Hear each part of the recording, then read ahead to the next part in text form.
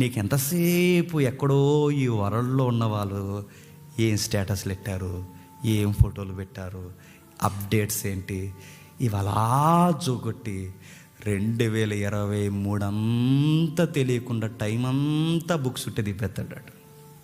ఆ మాట మీకు అర్థమవుతుందా?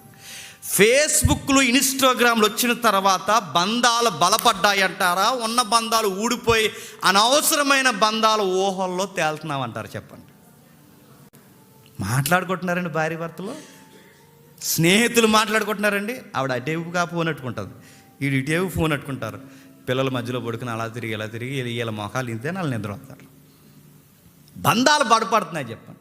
ఫ్రెండ్ ఒకడు వచ్చి మాట్లాడుతుంటే ఆడు మనతో మాట్లాడుతున్న మనం చెత్తంతా నొక్కుంటాం.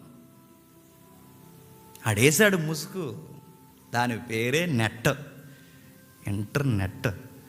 ఆ నెట్లో ఎట్టాడు ఈ పెట్టలన్నిటిని అలా పెట్టి పడుకోండి తిరగండి. ఆ నెట్లో అలా ఊపుతున్నాడండి వాడు.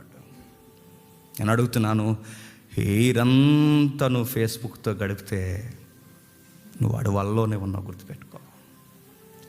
హీరంతా నువ్వు వాట్సాప్లోనే గడిపితేనే మళ్ళీ చెప్తున్నాను, వాడు వల్లలోనే ఉన్నావు, గుర్తుపెట్టుకో.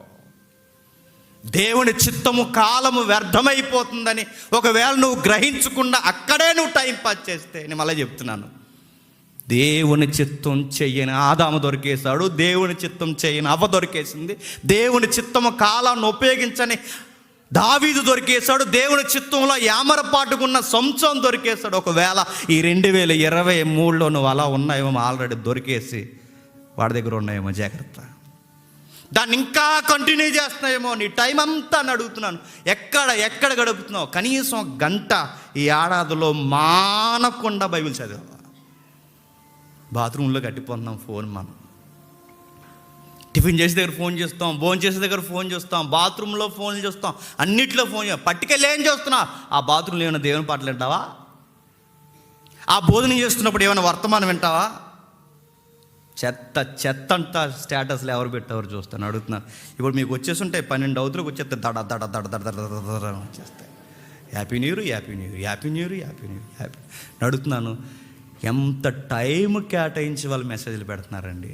నేను అడుగుతున్నాను, ఈ ప్రపంచం తెలియకుండానే ఒక ట్రాన్స్లో నడుస్తుంది, మీరు చూసారా? దాన్ని బైబిల్ అంది దుష్టయుగం అంతే.